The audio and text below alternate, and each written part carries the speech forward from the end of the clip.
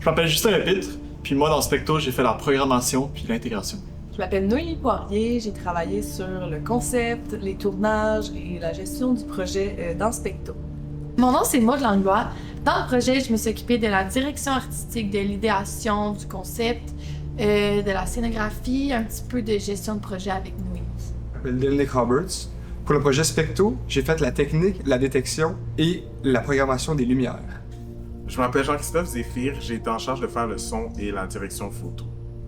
Donc l'idée à la base du projet, c'était surtout à propos de la dynamique du regard dans notre ère d'aujourd'hui des réseaux sociaux, comment on choisit qu'est-ce qu'on expose de nous-mêmes, puis qu'inversement, on observe aussi les autres selon ce qu'ils choisissent de montrer. Specto, en fait, c'est un mot latin qui veut dire contempler, regarder longuement. On a tout d'abord développé notre concept avant de rentrer dans tout ce qui est technique.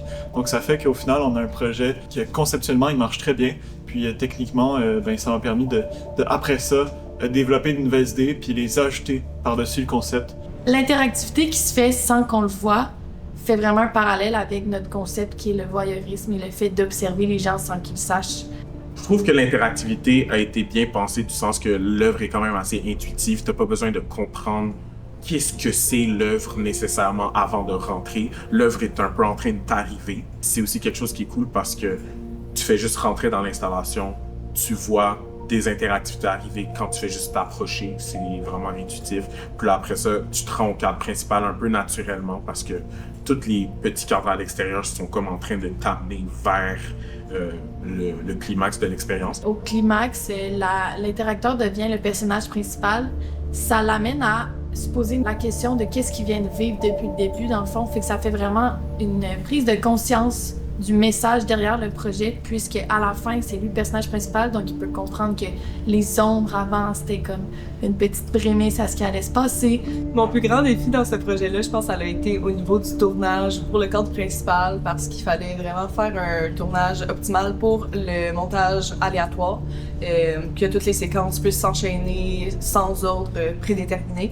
Donc, il a fallu s'assurer de faire un éclairage adéquat qui ne change pas, que le lieu, aucun objet ne soit bougé pendant tout le tournage et que toutes les actions puissent être enchaînées une après l'autre dans n'importe quel ordre. Donc, ça a été quand même un bon défi.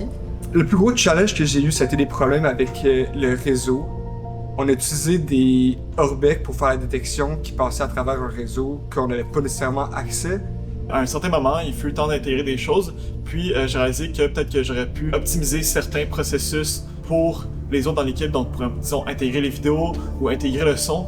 Donc, c'était de revoir comment j'ai fait toute la programmation, puis essayer de la rendre un peu plus simple à utiliser pour les autres. Ma partie préférée du projet, c'était vraiment la partie de climax, parce qu'on voit tous les gros nuages de points sur le cadre principal, puis la personne est capable de se voir dans le cadre principal et dans les petits cadres à l'extérieur. Ça, je trouve que l'effet visuel est vraiment comme poignant.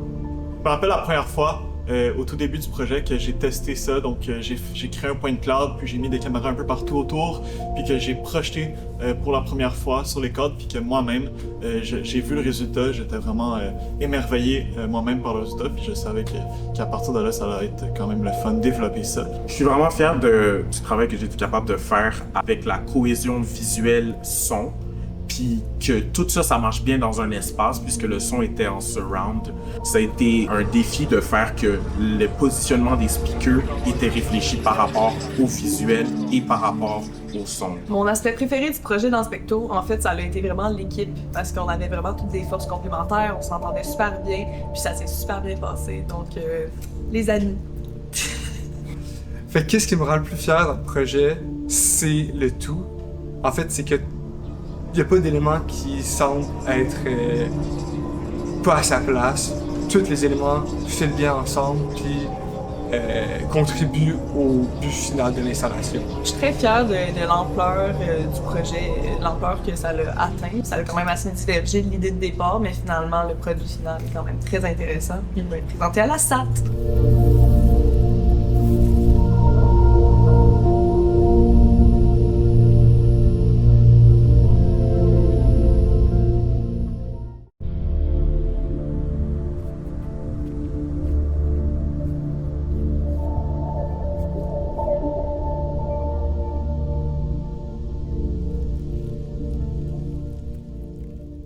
Je m'appelle Justin Lepître, puis moi dans Specto, j'ai fait